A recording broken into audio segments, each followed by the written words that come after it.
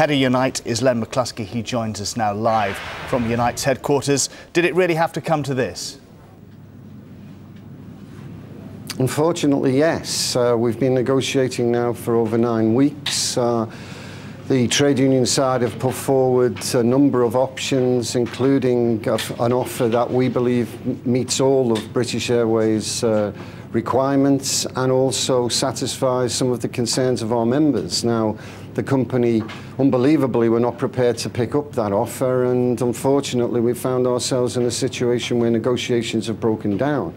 I'm pleased to say that yesterday the British Airways management did place on the table an offer, which is an indication that they accept that this matter needs to be resolved by negotiation, and that's a good sign. But the offer falls short of what we would want. However, we are going to take that offer back to our members in order to consult with them so that they can advise us on their views on it. Now, you said in your news conference a couple of minutes ago you made a remarkable offer to BA that gave the company everything it wanted, but basically they say you haven't done your sums right. Yes, I mean, they are quibbling over some of the figures involved in this, but when you consider the amount that is between us, even on their own figures, and we can test them, they're saying that they're £10 million short, set against the background of what we're talking about here, the enormous damage of an industrial dispute, or indeed the type of bills that British Airways are being faced with, a £3 billion fuel bill, a £550 million worth of fines that they've had to pay because of illegal behaviour. 10 million to us seems, even if we take their figures as read, to be particularly small and not enough to prompt a dispute. We would have liked them to have been a little more flexible in trying to resolve our concerns. Is there a real division of opinion here? Because my understanding is that this is all to do with Heathrow staff, and Gatwick staff are quite happy. Well, no, that isn't true. Our members collectively have made a decision on 2 occasions, 92% voting for strike action, 81% voting for strike action, and that's because but it's Heathrow that's going to be members, affected, isn't it? Heathrow and Gatwick. I'm sorry, my understanding was this... Say that again? All the flights that are going to be affected are Heathrow flights, aren't they? It's not Gatwick flights. No, if we take strike action, then it will be all our members involved in the strike action. So it's both Gatwick and Heathrow. No, I appreciate that, but my understanding... So we're getting a bit complicated here, but my understanding is that the staff number cuts that are proposed by management will not affect Gatwick flights, only Heathrow flights.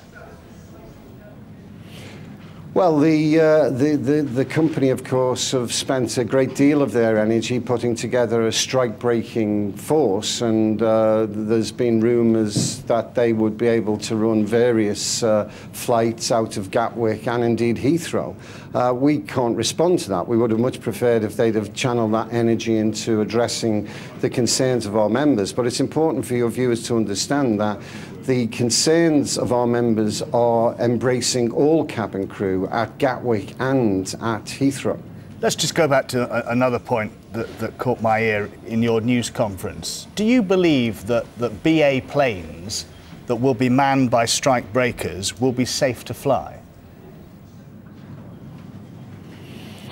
Well, of course, there's a concern. If you look at the type of job that our members are involved in, you're talking about highly trained, very professional, skilled individuals who are trained to deal with every eventuality. Now, my personal view is that if you're talking about training people for a few weeks to man planes, then that doesn't give me any particular confidence. And yes, we have raised with the company concerns about health, safety and security of their plans to have a strike-breaking force.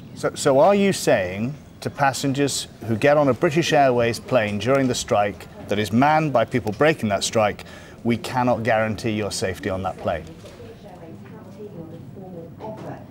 I'm not saying that. It's up to British Airways management. They have a legal responsibility for that, and it's covered by regulations. All I can tell you is that we've raised with British Airways our concerns on the question of health, safety and security of passengers and customers. What's the offer that BA's made then? These dates will go ahead, as you said. Well, I mean, it's a very complex offer, both from British Airways and indeed from ourselves. It'd be difficult to go into it in such a short space of time. All I can say is that the offer that we placed on the table met all of the criteria that British Airways management had right at the beginning of these negotiations indicated that they required. We've met those requirements, and in meeting those requirements, it has involved pay freezes, pay cuts, concessions by our members, which I think gives light to the fact that these are privileged individuals who are only interested in themselves. They're not.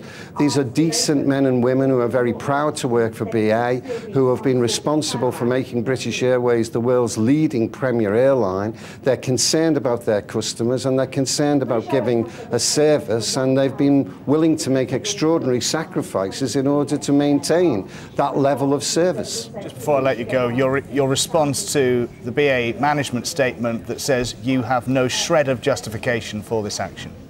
Will not be running as usual, but they'll try and do. Well, unfortunately, I think that the British Airways management need to look at the fact that 92% and then 81% of the largest group of their employees in their company do believe that they have a grievance, and unfortunately, the company have been unwilling to address that grievance up until this point. Mr. McCluskey, I'm sure all BA passengers hope there is an 11th hour deal, but thank you for joining us.